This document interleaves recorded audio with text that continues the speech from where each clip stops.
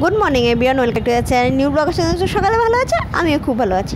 আজকে ব্লগটা সকাল থেকেই স্টার্ট করছি, তার একটাই কারণ, আমার তোমাদের সাথে অনেক কথা আছে আর প্রত্যেকটা কথাই তোমাদের সাথে শেয়ার করব বলে অবশ্যই তার জন্যই আমি বসেছি এখন। সকালবেলা নর্মালি হালকা ব্রেকফাস্ট, সকালবেলাই কাজে বেরিয়ে গেছে, ও সকালবেলা বেরোচ্ছে, আমিও সকালবেলা ঘুম থেকে উঠছি। আর অ্যাকচুয়ালি জলের প্রবলেমের জন্য সে সকালবেলাতেও উঠছি, আর গরমকাল তো সকালবেলা উঠে একদিক দিয়ে ভালোই হচ্ছে, একটা আলাদা এনার্জি পাচ্ছি। আমি দুপুরে চাইলে হালকা একটু শুয়েও নিতে পারছি। তো এদিকে দেখছো বিছানা কী অবস্থা, আমি একটু পরিষ্কার করে নিই। আর তোমাদের সাথে তো আমার সত্যি কথা বলতে অনেক কথাই আছে, সেই সবই সারবো। আর আমি অ্যাকচুয়ালি হলো যে আমি একজন সাধারণ মেয়ে, আর বলতে পারো যেহেতু আমি বাইরে কোনো চাকরি করি না, তাহলে হাউসওয়াইফ বলতেই পারো। পড়াশোনা তো অবশ্যই করে, তার সাথে টুকটাক কাজকর্ম আমি করি, যেটা নিয়ে শো অফ আমার আসে না। শো অফ লাইফে শো অফ করানোর মতন জীবনে আমি এই জিনিসটা করি না। আমি যা করি পরিষ্কারভাবে ওপেনভাবে করি, লোকে দেখতে পায়। কারো কমেন্ট করার হলে সে এমনি নর্মালি ভালো কমেন্ট করে, কারো খারাপ কমেন্ট করা হলে সে এমনিই কমেন্ট করে। তো রিসেন্ট কিছুদিন আগে কিছু জিনিস দেখলাম, শুনছিলাম।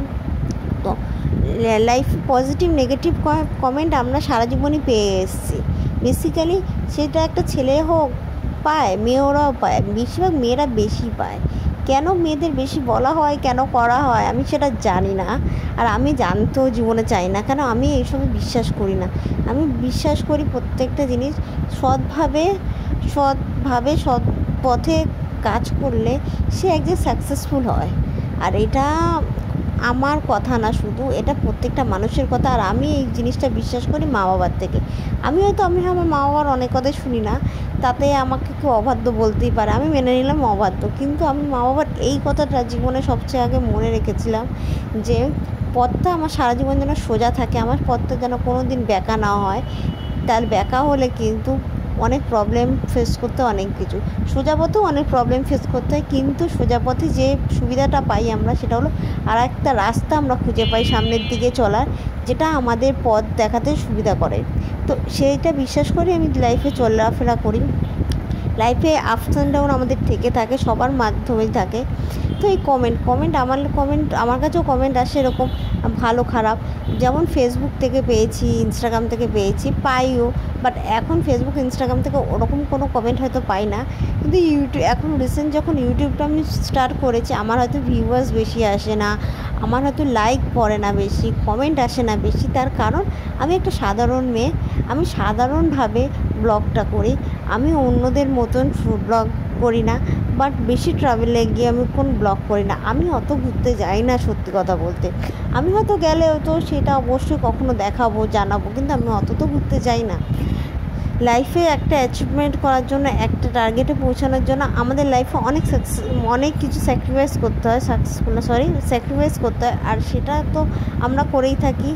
আর সেই হিসাবেই লাইফে পথ চলা। আমার লাইফে এখন অনেকগুলো আছে, সেগুলো আমি করছি। আর টিপিক্যাল যে ব্যাপারটা না, মানুষ বিশ্বাস করে, সেটাই হলো ভুল বিশ্বাস করে। মানুষের উচিত নিজের কাজটা সফলভাবে করা। দিয়ে রান্নাঘরে আমি পরিষ্কার করে নিলাম, সকালবেলা পেঁপে সিদ্ধটা দিচ্ছি, যেটা আমি খাবো। দুধটা জাল দিয়ে কেটে নেবো, কারণ আজকে ছানার তরকারি হবে। আর এখানে সব পরিষ্কার করে রান্নাবান্না জোগাড় করছি।